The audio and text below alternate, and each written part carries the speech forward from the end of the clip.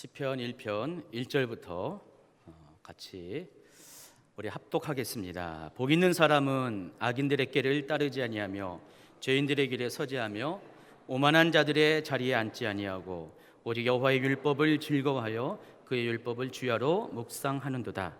그는 시냇가에 심은 나무가 철을 따라 열매를 맺으며 그 잎사귀가 마르지 아니함 같으니 그가 하는 모든 일이 다 형통하리로다. 악인들은 그렇지 아니하며 오직 바람에 나는 겨와 같도다. 그러므로 악인들은 심판을 견디지 못하며 죄인들의 의인들의 모임에 들지 못하리로다. 무릇 의인들의 길은 여호와께서 인정하시나 악인들의 길은 망하리로다. 아멘. 자, 우리 두 달에 한 번씩 모이는 세대 연합예배로 모입니다. 왼쪽에서는 우리 중고등학교 학생들, 오른쪽에는 우리 주일학교 학생들이 모였는데, 글쎄 오늘 말씀이 우리 학생들에게 잘 이해가 되려는지 그건 잘 모르겠어요. 그런데 여러분이 지혜로운 자녀들이기 때문에 아마 이렇게 말씀을 이해할 수 있을 것 같아요. 오늘 말씀은 워낙에 여러분 잘 알고 있는 시편 1편 말씀입니다. 우리 학생들 중에서 시편 1편 말씀 모르는 학생, 처음 듣는 학생들 있어요? 가정교육이 들통나기 때문에 손은 못 들겠죠. 지혜로운 우리 자녀들인 것 같습니다. 자, 오늘은 이 시편의 1편 말씀인데, 여러분 혹시 세종대왕 아시죠? 우리 주일학교 학생들 세종대왕이 누구세요? 알아요? 맞습니다. 한글을 창제한 조선시대 왕입니다. 아주 유명한 왕이십니다. 우리 세종대왕께서 이 훈민정음을 창조했어요. 근데 이 창제할 때, 창조가 아니라 창제입니다. 창제할 때 정말 훈민정음이 백성들이 쓰기에 합당한가를 그것을 확인하기 위해서, 정말 실용적인 것을 확인하기 위해서 검증하게 만든 것이 용비어천가라고 합니다. 들어보셨습니까? 용비어천가? 그래서 이 용비어천가를 가리켜서 이 훈민정음으로 만든 최초의 악장문헌, 좀 쉽게 말하면은 장편 서사시라고 합니다. 근데 여러분 용비어천가 중에서 가장 뛰어난 수작으로 여기는 것이 제2악장인데 아마 여러분이 고등학교쯤 되면은 아마 이것을 배웠을 거예요. 제가 우리 아이한테 너 이거 언제 배웠냐 물어봤더니 고등학교 1학년 때 배웠대요. 그러니까 한 3년 전이니까 여러분 고등학교 1학년 있으면은 지금도 똑같이 아마 이것을 배웠을 거예요. 아주 유명한 그런 구절이 있습니다. 한번 제가 읽어드리겠습니다. 뿌리 깊은 나무는 바람에 안이 움직임으로 꽃 좋고 열매도 만나니 샘이 깊은 물은 가뭄에 안이 그치므로 냇물이 이르러 바다에 가나니. 많이 들어보셨죠? 이거 처음 듣는 분 아마도 학교 시절이 궁금합니다. 아마 요 대목에서 조셨을 것 같아요. 아니면은 여러분의 교과서는 아니면 외국에서 갖고 왔는지 아마 둘 중에 하나일 겁니다. 저는 이 글을 읽을 때마다 이 용비어천가 제2악장을 읽을 때마다 떠오르는 시편이 있습니다. 오늘 읽어드린 시편 1편이고요. 특별히 3절 말씀이 떠오릅니다. 다시 한번 3절 말씀을 읽도록 하겠습니다. 그는 시냇가에 심은 나무가 철을 따라 열매를 맺으며 그 잎사귀가 마르지 아니함 같으니 그가 하는 모든 일이 다 형통하리로다. 여기에서 이 3절에서 나오는 첫 단어인 그는 누구를 가리킵니까? 1절에 나와 있는 복 있는 사람을 가리키는 것이에요. 그래서 결론적으로 이 복 있는 사람은 어떤 사람입니까? 시냇가에 심은 나무와도 같은 사람이라는 것입니다.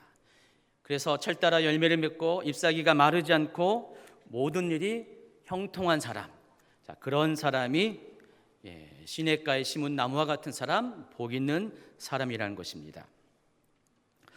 그런데 이 3절의 말씀이 용비어천가의 그 대목과 굉장히 유사하다는 것입니다. 어떤 유사점이 있습니까? 첫 번째는 어떤 환경 가운데 도무지 흔들리지 않는다는 점에서 이 두 구절이 굉장히 유사점이 있고요. 또 한 가지는 그 결과 모든 일이 다 형통하게 된다는 면에서 유사점이 있습니다. 그래서 여러분 그것을 염두에 두고 한번 다시 읽어보도록 하겠습니다. 뿌리 깊은 나무는 바람의 안이 움직임으로 꽃 좋고 열매도 만나니 샘이 깊은 물은 가뭄의 안이 그침으로 냇물이 이르러 바다에 가나니. 또 시편 1편 3절이 말씀입니다. 이거를 그를 복 있는 사람으로 아예 바꿔서 불러보세요. 복 있는 사람은 시냇가에 심은 나무가 철을 따라 열매를 맺으며 그 잎사귀가 마르지 아니한 같으니 복 있는 사람이 하는 모든 일이 다 형통하리로다. 자, 그런데 혹시 이 자리에 여러분 환경 가운데 쉽게 영향을 받고 흔들리는 분이 계십니까? 왜 내 인생은 다른 분들은 안 그러는데 왜 내 인생은 이렇게 어렵고 힘들고 왜 고난이 닥치고 뭐 되는 일이 없냐라고 생각하면서 푸념하시거나 불평하시는 분이 아마 계실 것 같아요. 제가 그런 분들에게 감히 말씀드립니다. 여러분의 안에 뭔가 문제가 있기 때문에 그래요. 원인이 있기 때문에 그런 결과가 있다는 것입니다. 오늘 용비어천가와 이 시편의 말씀을 통해서 그 원인을 진단하면은 첫 번째는 여러분이 뿌리 깊은 나무가 아니기 때문입니다. 또 샘이 깊은 물이 아니기 때문이고, 그리고 오늘 말씀처럼 시냇가에 심은 나무가 아니기 때문에 여러분 삶 가운데 그렇게 흔들림이 있고 형통치 못한 모습이 보인다는 것입니다. 그렇기 때문에 여러분이 모든 일에 형통한 사람이 되기 위해서는요, 이 말씀을 명심하시기 바랍니다. 여러분이 뿌리 깊은 나무가 되십시오. 또 샘이 깊은 물이 되시고 시냇가에 심은 나무와 같은 사람이 되기를 예수님을 축원합니다. 자, 그러면 중요한 것은 어떻게 해야지 우리가 그런 시냇가에 심은 나무와 같은 사람이 될 수 있을까? 1절과 2절에는 그거에 대한 분명한 답이 나와 있습니다.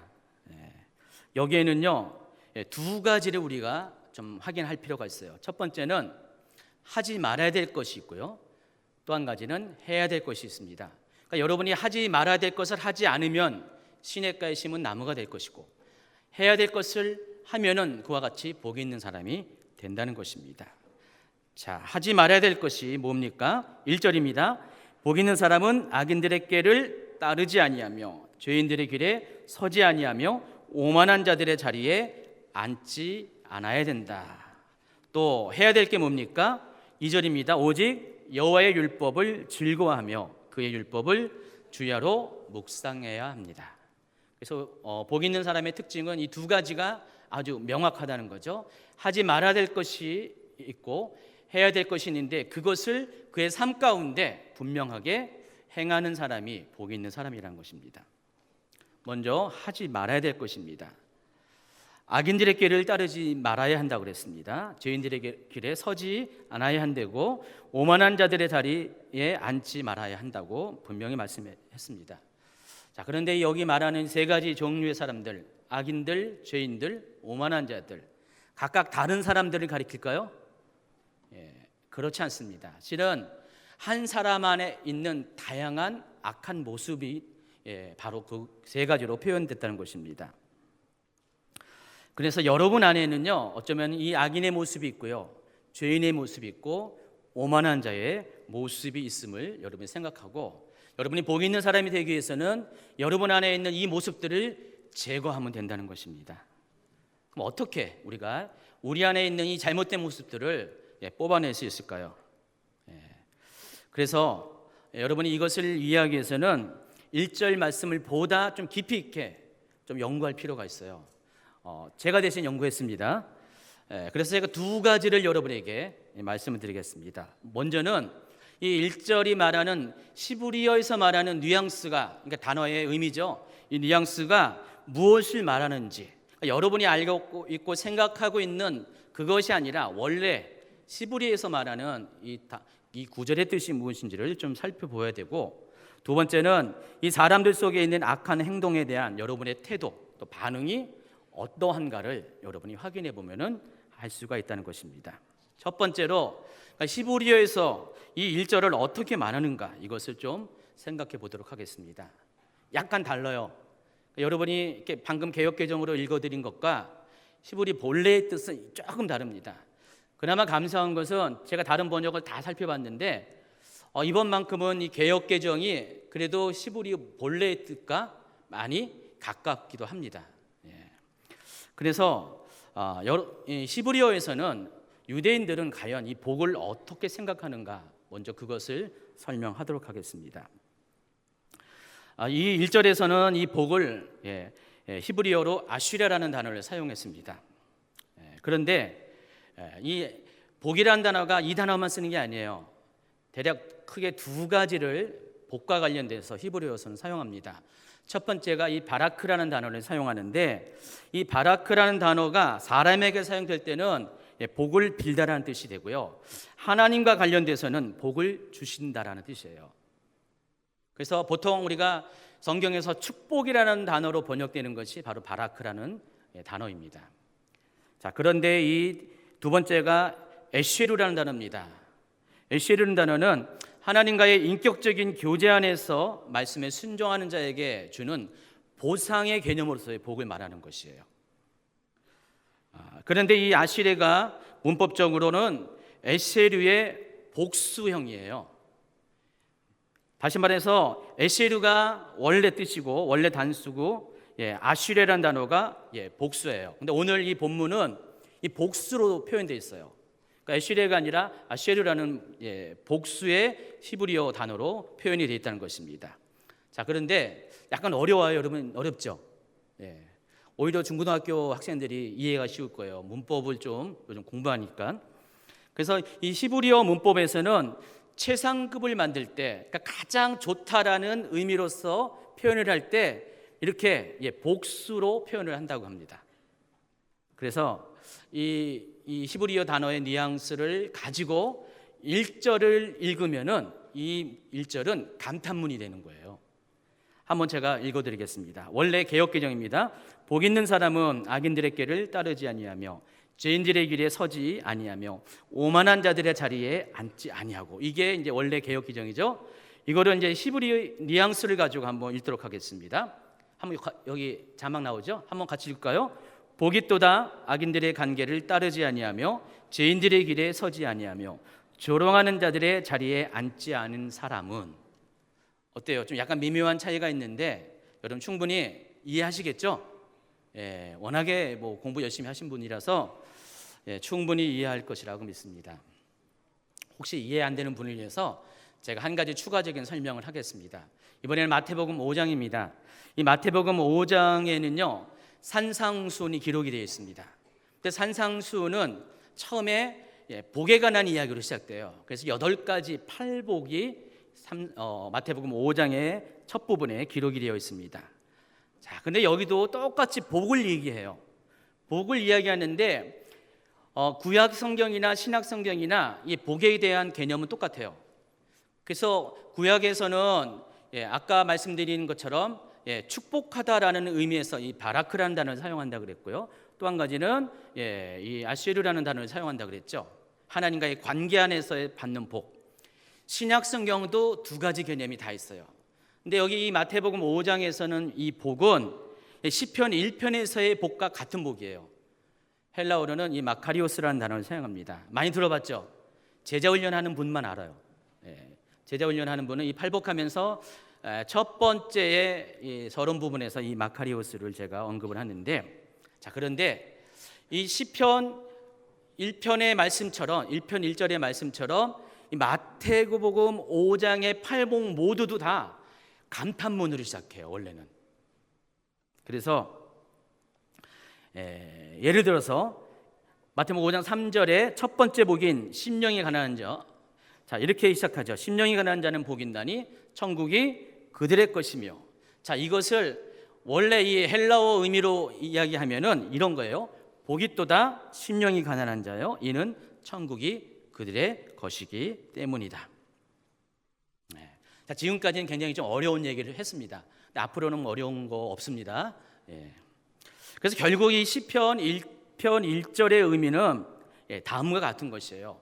먼저는 여러분 안에 그동안 이 1절을 잘못 이해하고 있는 오해를 풀어 가셔야 된다는 것입니다. 여러분은 그동안 이렇게 알고 있었어요.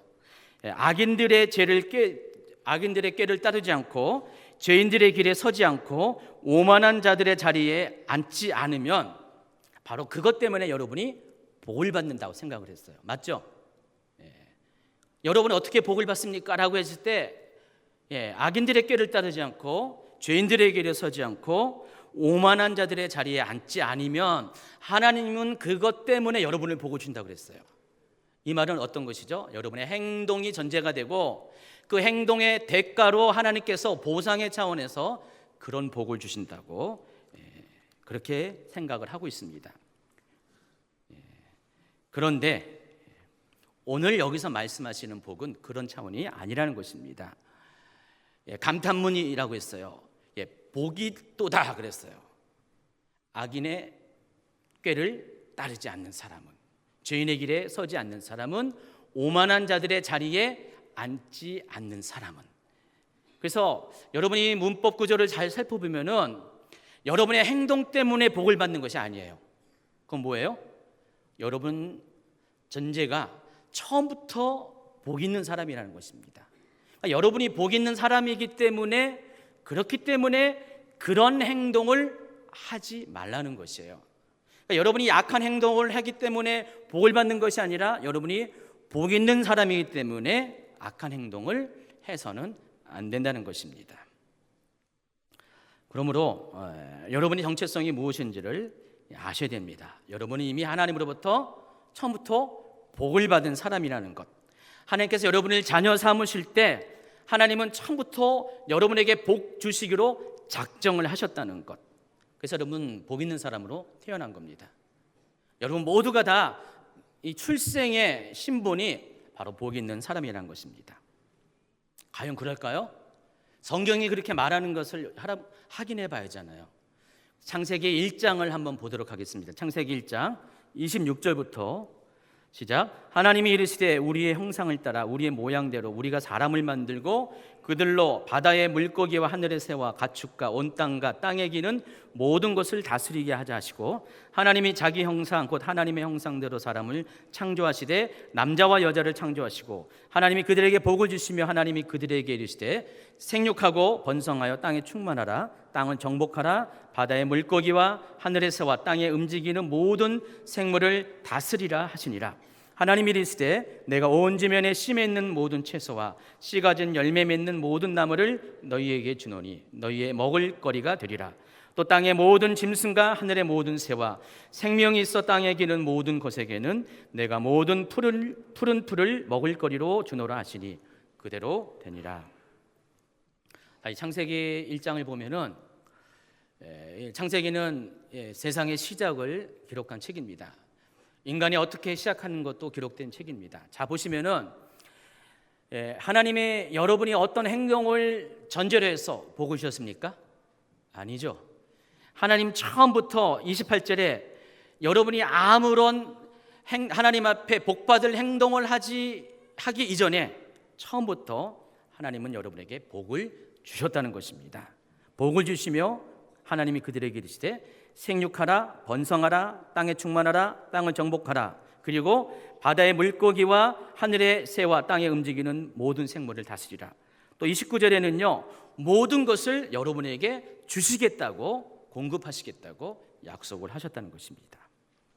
그 때문에 여러분 정체성을 분명히 확인하시기 바랍니다. 여러분 처음부터 하나님이 작정하셨어요. 복 주시기로 작정하셨다는 것입니다. 그렇기 때문에 지금까지 여러분이 복을 구하는 태도를, 그 기도를 바꾸셔야 된다는 것입니다.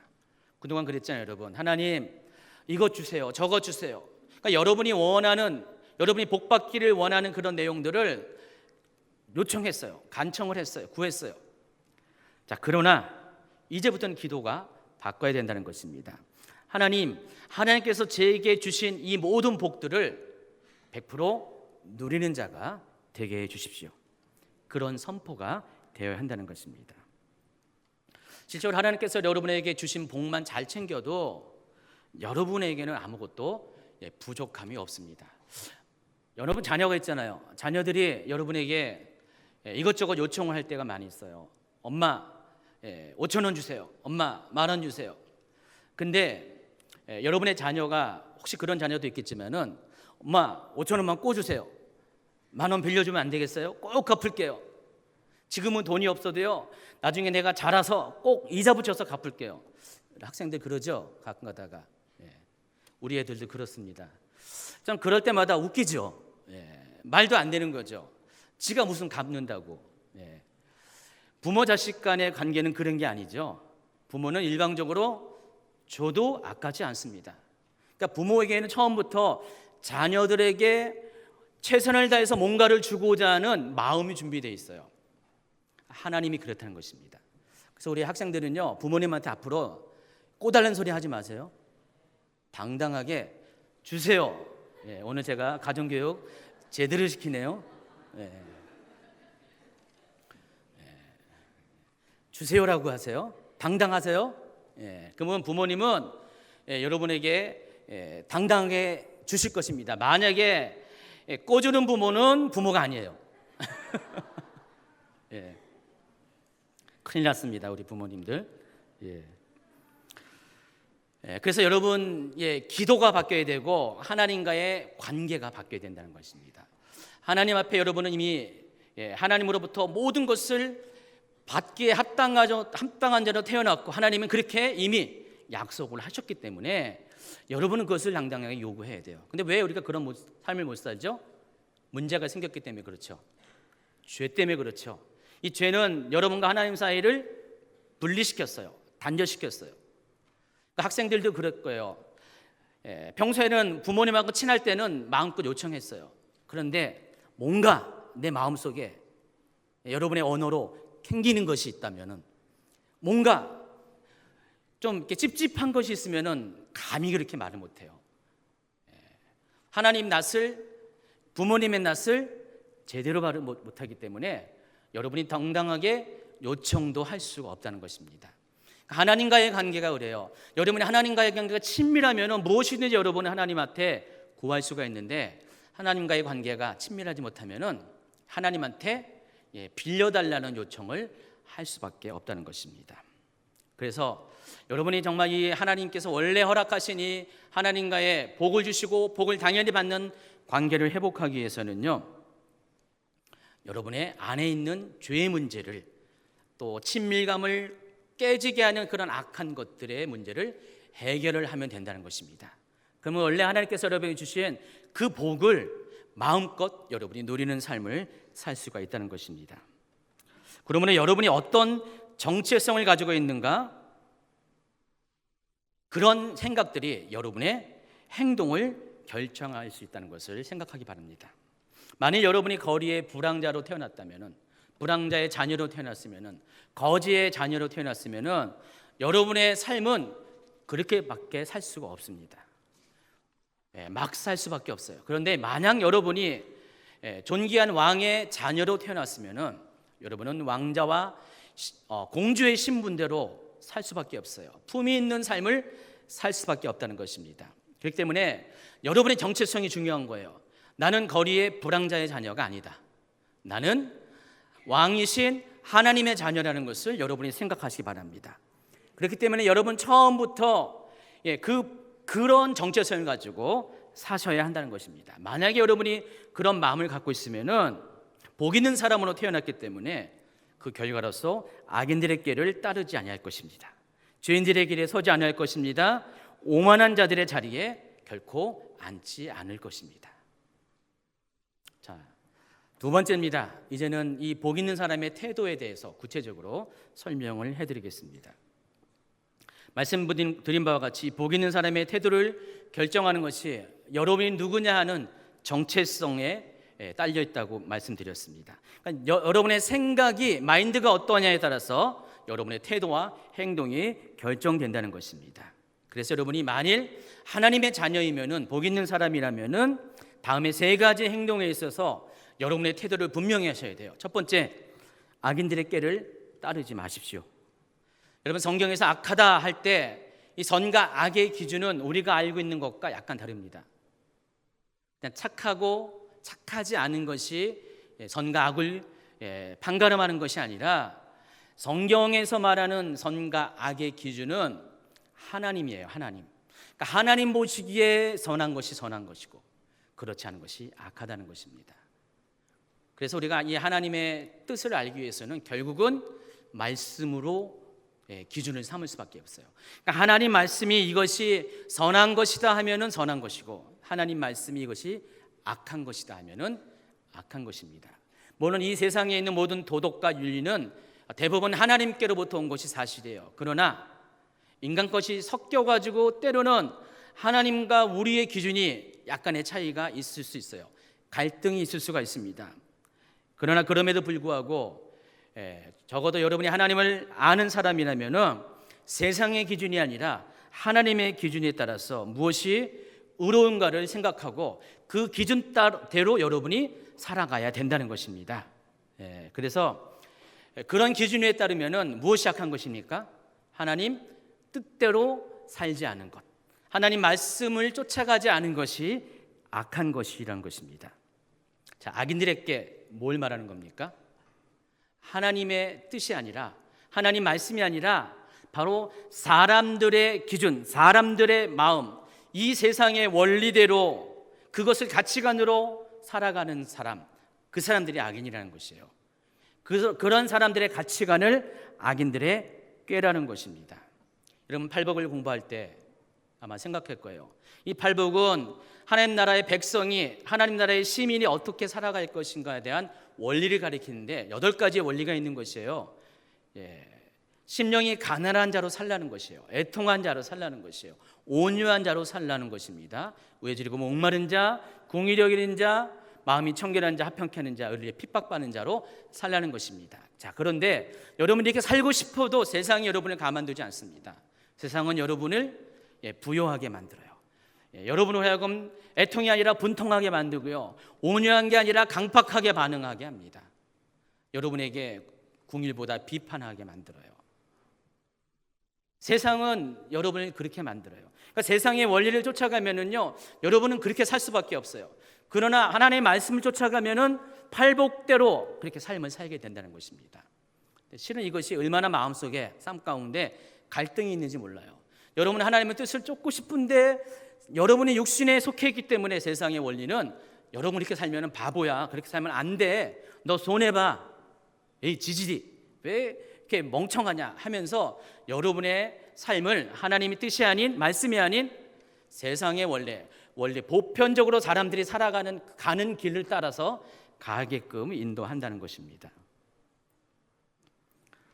자, 그러나 시편 1편은 1절은 이 모든 것은 악인들의 꾀라고 말합니다. 이 악인들의 꾀는 이 세상의 원리를 말하고 이 원리대로 살아가면은 우리는 복 있는 사람이 아니라는 것입니다. 그래서 복 있는 사람은 첫 번째, 하나님의 원리대로 살아가고 이 세상의 원리대로, 그러니까 악인들의 꾀로 살아가지 않는 삶을 살아야 한다는 것입니다. 두 번째입니다. 죄인들의 길에 서지 마십시오. 악인들의 꾀를 따르는 것이 이 세상의 원리에 동조하는 것이라면은, 여러분의 마음으로 동조한다는 것이라면은, 죄인들의 길에 선다는 것은 이미 여러분이 삶 가운데 그 악인들의 꾀를, 악인들의 그런 기준을 이 세상의 원리대로 살아가서 여러분의 삶에 그것이 습관화된 것을 말하는 것입니다. 다시 말해서 죄의 습성이 여러분 속에 이미 몸에 익숙해졌다는 것을 말하는 것입니다. 여러분, 뭐든지 처음 할 때가 어려워요. 낯설어요. 그러나 몸이 익숙해지면은 굉장히 그것들이 수월해지고 아주 편해집니다. 죄가 그렇다는 것입니다. 처음에 여러분 죄를 지을 때 두려움이 있어요. 죄책감을 느껴요. 그래서 이거 하면 안 돼라고 여러분이 스스로 방어 기제가 작동합니다. 그런데 한 번 죄를 짓고 똑같은 죄를 2번 짓고 3번 짓다 보면은 더 이상 여러분 안에 죄를 지어서는 안 된다는 방어 기제가 없고요, 죄에 대한 두려움이, 경각심이 없게 됩니다. 그것이 일상화된다는 것입니다. 그러니까 죄책감을 느끼지 못해요. 죄가 몸의 일부가 돼요. 삶의 일부가 된다는 것입니다. 죄인들의 길에 선다, 바로 이것을 말하는 것이에요. 여러분이 어느덧 악인들의 꾀를 여러분에게 허용하면은 두 번째가 죄인들의 길에 서는 삶의 모습으로 여러분이 걸어가게 된다는 것입니다. 자, 중요한 것이 있습니다. 이 길이라는 것은 내가 선택을 할 수가 있는 거예요. 여러 가지 길 중에서 내가 어떤 길을 가야 될 것을 여러분 스스로 선택할 수 있는데, 이 죄인들의 길에 서는 것, 누가 선택합니까? 여러분이 선택하는 것이에요. 그래서 여러분은 그 길에 서지 마시기 바랍니다. 왜 그렇습니까? 여러분이 하나님의 자녀이기 때문에. 여러분은 처음부터 복의 자녀로 출생했고 살아가기 때문에 여러분의 신분에 맞게 품위 유지를 하라는 것입니다. 그러니까 여러분 속에 악인들의 꾀를 쫓는 것, 죄인들의 길에 서는 것, 여러분에게 어울린 게 아니에요. 그것은 하나님을 모르는 사람들이 하는 것이라는 것입니다. 세 번째입니다. 오만한 자들의 자리에 앉지 말라고 했습니다. 사람이 오만하다는 것은 뭐죠? 자기가 자기 인생의 주인이 된 것을 말하는 것이에요. 자기가 곧 법입니다. 그래서 모든 것들을 분별하는 기준이, 판단하는 기준이 자기 생각이에요. 자기 의지예요. 그래서 이런 사람에게는 하나님의 존재가 의미가 없어요. 하나님의 말씀도 당연히 관심도 없습니다. 이쯤 되면은 어느 누구의 충고도 받아들이지 않습니다. 오직 자기가 주인이고 자기가 법이기 때문입니다. 그래서 하나님을 떠난 사람들의 특징이 이런 거예요. 바로 이렇게 모든 삶의 기준과 행동이 자기의 기준에 맞춰서 그 자리에 눌러 앉아 있는 것, 자리를 틀고 앉아 있는 것, 아무리 이렇게 세워도 도무지 일어서기를 원치 않는 사람, 이런 사람이 오만한 자리에 앉아 있는 사람이라는 것입니다. 하나님은 여러분을 그와 같은 삶을 살라고 말하지 않습니다. 여러분이 하나님의 자녀의 정체성을 갖고 있으면은 여러분의 뜻이 아니라 하나님의 뜻을 쫓아야 돼요. 하나님의 친밀함을 쫓아서 여러분이 그런 삶을 살아야 한다는 것입니다. 자, 이번에는 해야 할 것입니다. 복 있는 사람이 두 가지가 분명해야 된다 그랬어요. 하지 말아야 될 것, 이번에는 해야 될 것, 무엇이 있을까요? 2절입니다. 시작. 오직 여호와의 율법을 즐거워하여 그의 율법을 주야로 묵상하는도다. 그러니까 복 있는 사람이 해야 될 행동이 여호와의 율법을 즐거워하고 그 율법을 주야로 묵상하는 것이라고 했습니다. 지난번에 말씀 묵상 세미나 때 제가 놀라운 말씀을 들었어요. 주야가 의미하는 것이 그동안 생각 못했는데 깨닫게 되었습니다. 강사 목사님이 이렇게 설명하더라고요. 여기서 이 주를 의미하는 것이 단지 낮이 아니라 내 의식이 깨어있는 시간을 말한다고 그랬어요. 생각나시죠 여러분? 야는 뭡니까? 잠자는 시간이 아니라 내 무의식의 시간을 말하는 것입니다. 자, 그러면 어떻게 하는 겁니까? 내가 의식을 하거나 의식을 못하거나 모든 순간 24시간 모두를 말하는 것입니다. 그래서 주야로 묵상한다는 것은 내가 깨어있을 때나 잠들어 있을 때나 묵상을 한다는 것이에요. 자, 묵상이 무슨 뜻이에요? 원래의 뜻은 되새김질을 한 거예요. 여러분 소가 음식을 먹으면은 계속해서 먹은 것을 끄집어내 가지고 되새기고 그것이 묵상입니다. 하나님 말씀을 그와 같이 되새김질을 하는 것이 묵상이라는 것이죠. 자, 그런데 이 계속해서 되새김질 하다 보면은 뭐가 어떤 유익이 있냐면은 계속해서 하나님을 의식할 수밖에 없어요. 하나님의 말씀을 계속해서 생각할 수밖에 없다는 것입니다. 여러분 한번 밥을 먹으면 딱 끝나요. 오늘 말씀을 들었어요. 말씀 은혜 됐습니다. 좋았어요. 은혜 받았습니다 하면서 막 그랬다가 이제 일주일 동안 어떻게 돼요? 여러분의 뱃속에 들어가 있고요. 뱃속에 들어가는 거 끝나는 게 아니라 하루만 지나면 어떻게 돼요? 더러운 얘기라고요? 바깥으로 나가버립니다. 한마디로 똥이 되는 겁니다. 더러운 것이 아무런 의미 없는 배설물이 되는 것입니다. 그러나 묵상하는 사람은 어떻습니까? 계속해서 이것을 되새김질해서 그 되새김질을 통해서 하나님의 임재를, 하나님과의 여러분과의 관계를, 여러분을 향한 하나님의 뜻을 계속해서 깨어나게 하는 것이에요. 계속해서 그것이 여러분의 삶을 일주일 동안 지배하게 하는 것이 묵상이라는 것입니다. 그러면서 또 강사 목사님이 이런 말씀을 했어요. 이 말씀을 주야로 묵상하는 것은 하나님과의 연애 편지를 주고받는 것이다. 그런 얘기를 했어요. 제가 이 대목에서 또 무릎을 쳤습니다. 아, 맞다. 왜냐면 저도 경험이 있습니다. 제가 군대 생활을 할 때, 군대 얘기합니다. 남자분들은 이제 잘 동감할 텐데, 군대 생활을 하게 됐습니다. 훈련을 받고 자대에 배치가 됐는데 한 2달 가까이 그 시간이 걸렸어요. 여러분, 훈련 받고 자대 배치 받을 때 굉장히 두렵습니다. 남 모르는 곳에, 특별히 제가 완전히 막내잖아요. 제일 쫄병이에요. 다 하늘 같은 고참들이 있습니다. 그곳에 간다는 것은요, 굉장히 두려움이에요. 그래서 여러분 여자분들이 애 한 번도 안 낳다가 애를 낳을 때 그 두려움과 비슷합니다. 우리 여러분의 자녀들이 부모님 품에 살고 있다가 어느 날 갑자기 뭐 유학이라도 가고 동떨어진 곳에 갈 때의 두려움과 똑같습니다. 그래서 자대 배치를 딱 받았는데 힘들고 어렵잖아요. 그런데 어느 날 갑자기 몇 주 후에 연락이 왔습니다. 우리 고참이 막 저를 불러요. 하면서 한 명만 오는 게 아니라 여러 명이 저한테 막 따라와가지고 막 놀리는 거예요. 뭘 놀리는지 아세요? 편지가 무려 몇 통일 것 같아요? 50통이 왔어요. 50통. 50명이 보낸 게 아닙니다. 한 사람이 보냈습니다. 누구일까요? 여자친구. 지금의 이분이 아닙니다. 저도 그때 좀 인기가 있었습니다. 그래서 최영 목사님은 제대한 후에 몇 년 후에 만났어요. 그 여자친구가 제가 입대하는 그날부터 편지를 쓴 거예요. 좋은 친구예요. 아니 좀 이렇게 그냥 단지 그런 게 아니라 마음이 잘 통하는, 생각이 잘 통한, 원래 이제 교회에서 만난 교회 친구니까. 그랬는데 그 친구가 편지를 매일 썼는데 50통을 쓴 거예요. 근데 전달할 방법이 없잖아요. 주소를 몰라서. 근데 제가 자대 배치 딱 되니까 이제 주소가 알게 되니까 편지를 한꺼번에 보낸 거예요. 그래서 제가 부대에 아주 유명 인사가 됐어요. 편지 50통을 받는 사람. 실은요 더 받았습니다.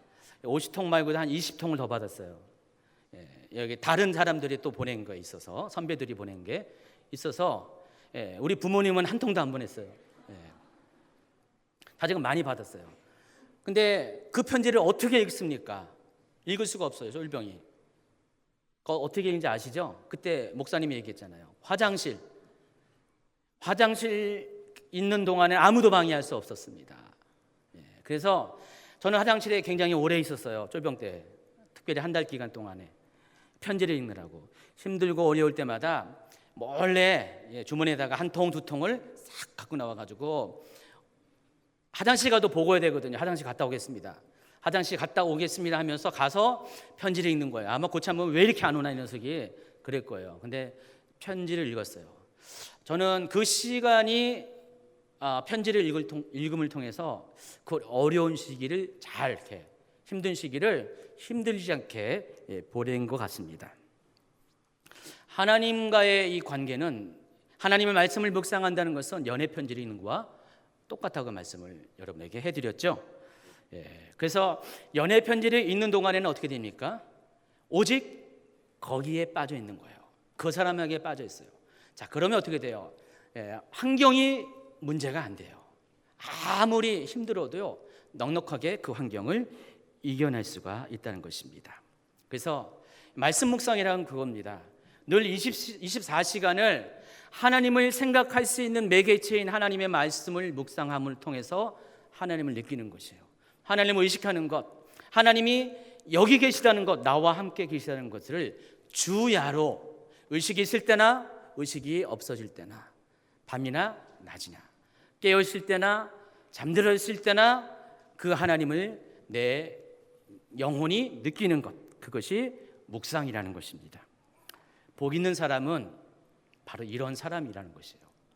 복 있는 사람은 이와 같이 24시간을 주님과 소통하는 사람, 주님의 임재를 의식하는 사람, 하나님 말씀을 통해서 하나님의 뜻을 생각하는 사람, 바로 그런 사람이 복 있는 사람이라는 것입니다. 여러분 복 있는 사람입니까? 학생들 복 있는 사람이에요? 예. 근데 정말 사랑하는 마음이 막 올라올 때는요, 정말 그랬어요.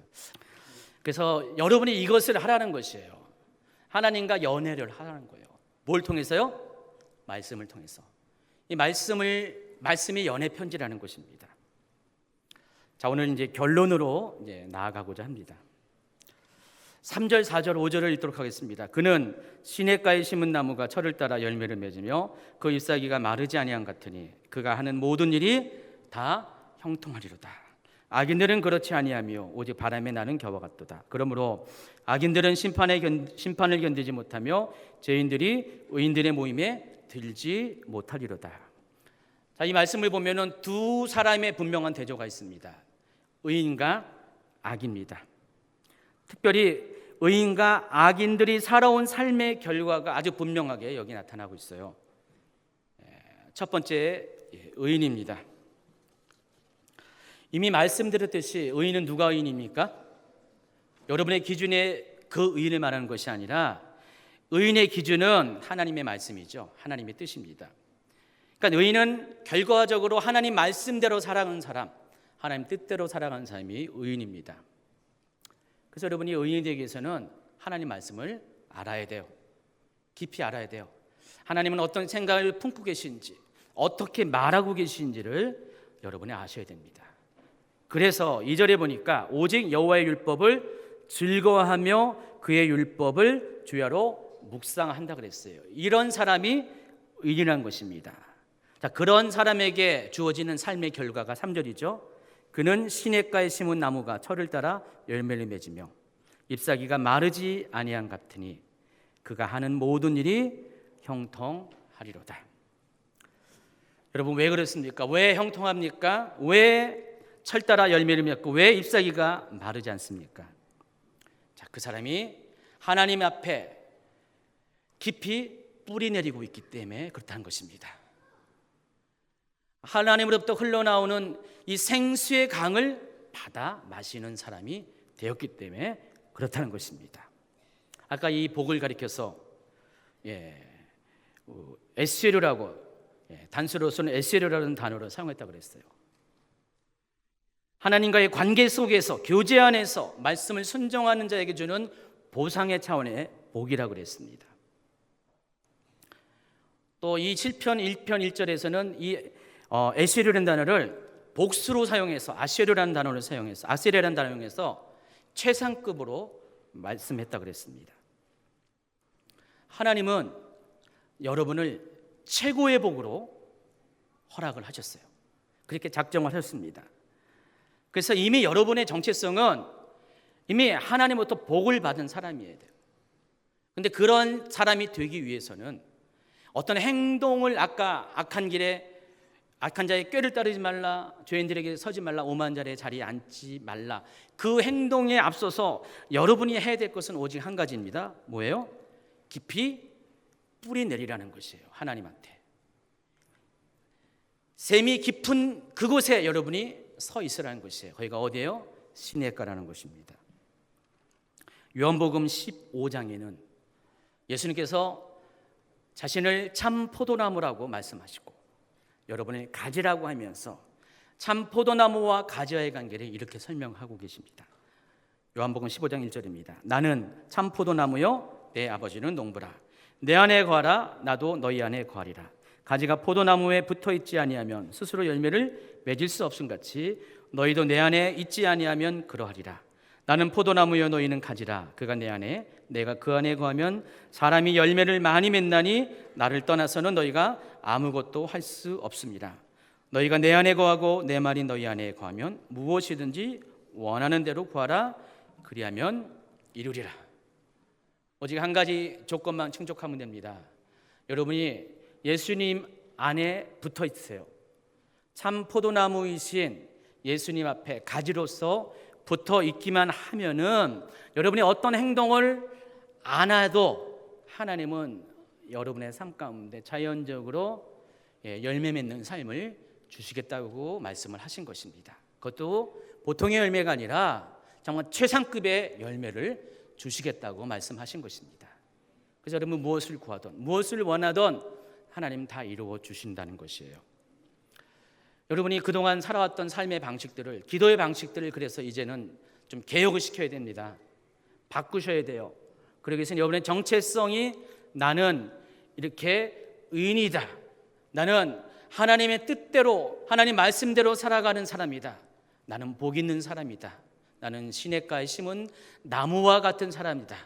그래서 뿌리가 흔들리지 않고 어떤 가뭄에도 메말르지 않은 생수의 강을 먹는 사람이다 라는 인식을 여러분이 갖기를 바랍니다.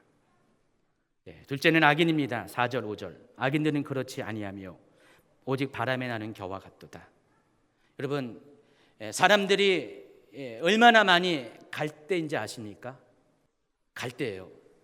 얼마나 많이 흔들리는데, 여러분 특별히 가을에 많이 흔들립니다. 겨울에 더 흔들립니다. 환경이 자꾸만 바뀌고요. 모든 것들이 힘들어지면은 갈 때는 엄청 흔들려요. 근데 갈 때보다 더 심한 게 여기 겨예요. 바람에 갈 때는 그래도 흔들려도 아직은 거기 있는데, 이 겨는 아예 뿌리째 없어지는 거예요. 악인들은 겨와 같습니다. 왜 그래요? 하나님 말씀이 없기 때문에. 그래서 성경은요, 마지막 때가 되면은 알곡과 가라지를 추수할 때가 온다고 말씀하십니다. 자, 알곡은 어떤 사람이에요? 오늘 여기 말씀처럼 말씀에 깊이 뿌리 박는 사람, 하늘의 원리대로 살아가는 사람, 그걸 통해서 하나님과 친밀한 관계를 맺는 사람이 알곡이에요. 그런 사람은 하나님께서 심판 때 구원하실 것이에요. 그러나 이 가라지와 같은 사람, 갈대와 같은 사람, 겨와 같은 사람은 갈 때가 됐어요. 심판받을 때가, 죽을 때가, 영원한 죽음을 받을 때가 됐다는 것입니다. 그런 사람은 결코 하나님의 의인의 자리에 무리 가운데 들어올 수가 없다는 것입니다. 자, 그런데 이것이 무엇으로 결정해야 됩니까? 말씀 묵상, 하나님의 말씀을 여러분이 어떻게 받아들이냐에 따라서 결정이 된다는 것을 여러분이 아시기 바랍니다. 진짜 결론입니다. 마태복음 7장 24절입니다. 마태복음 7장 24절부터는 산상수훈의 결론에 해당하는 것인데, 산상수훈은 복 있는 자로 시작했죠. 자, 이 결론은 어떻게 끝나는지 보시기 바랍니다. 그러므로 누구든지 나의 이 말을 듣고 행하는 자는 그 집을 반석 위에 지은 지혜로운 사람 같으리니 비가 내리고 창수가 나고 바람이 불어 그 집에 부딪히되 무너지지 아니하나니 이는 주철을 반석 위에 놓은 까닭이요. 자, 복 있는 사람이 누구라고요? 나의 이 말을 듣고, 직접적으로는 산상수훈을 말하는 것입니다. 이 말을 듣고 그대로 행하는 사람. 자, 그런 사람을 예수님은 집을 지은 것과 비유해서 반석 위에, 아주 견고한 주춧돌 위에 집을 지은 사람이라고 표현합니다. 아까 용비어천가에서 말한 뿌리 깊은 나무, 샘이 깊은 물, 또 시편 1편 3절에 있는 시냇가에 심은 나무와 같은 맥락이라는 것입니다. 그러나 악인은 그렇지 않습니다. 26절, 나의 이 말을 듣고 행하지 아니하는 자는 그 집을 모래 위에 지은 어리석은 사람 같으리니 비가 내리고 창수가 나고 바람이 불어 그 집에 부딪힘에 무너져 그 무너짐이 심하니라. 한 번 더 읽겠습니다. 계시록 1장 3절입니다. 이 예언의 말씀을 읽는 자와 듣는 자와 그 가운데 기록한 것을 지키는 자는 복이 있나니 때가 가까웁니다. 성경은 처음부터 끝까지, 창세기부터 계시록까지 다 복에 대해서 이야기하는데, 그 복에 대해서 우리가 한 가지로 연결되어 있는 그런 연결고리는 바로 하나님 말씀과 연관되어 있다는 것을 여러분이 아시기 바랍니다. 어떤 사람이 복 있는 사람이라고요? 하나님의 말씀을 듣고 읽고 그 가운데 기록한 것을 지켜 행하는 자. 하나님의 말씀을 날마다 주야로 묵상하는 자. 다시 말해서 그 말씀을 통해서 하나님을 여러분의 삶 가운데 늘 인식하고 의지하는 삶을 살아가는 삶. 어느 목사님 말씀대로 24시간 예수님을 바라보는 삶을 사는 사람. 자, 이런 사람이 복이 있다는 것입니다. 결국은 이 복은 여러분이 선택하는 것이에요. 6절 진짜 결론입니다. 무릇 의인들의 길은 여호와께서 인정하시나 악인들의 길은 망하리로다. 여긴 전부 다 길에 대한 이야기였어요. 의인들의 길, 악인들의 길. 여러분의 인생 앞에 두 길이 놓여져 있습니다. 의인으로 살아갈 길과 악인들로 살아갈 길. 그 길은 누가 선택합니까? 누가 옆에서 가라고 하는 것이 아니에요. 여러분이 선택하는 것이에요. 여러분, 믿음은요, 신앙은 하나님과의 1대1이에요. 특별히 여기 자녀분들, 여러분의 부모님의 신앙이 여러분의 신앙을 책임져 줄 수 없어요. 일부 도움을 받을 수가 있어요.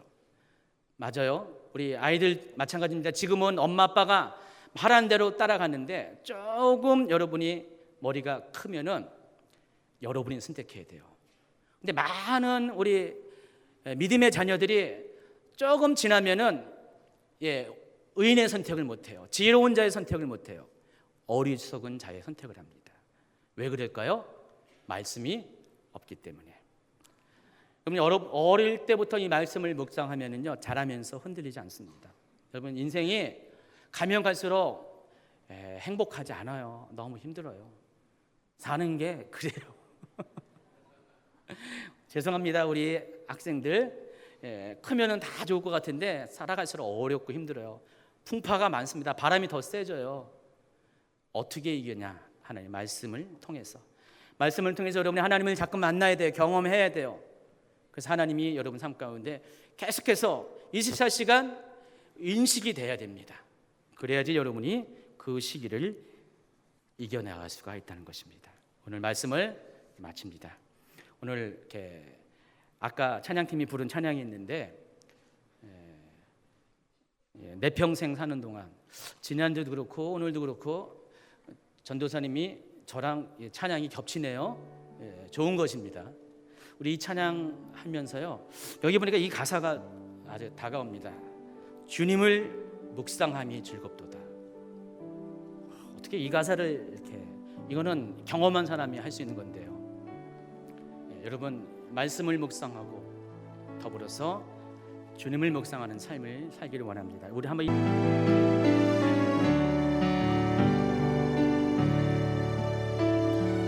내 평생 사는 동안 주 찬양하리.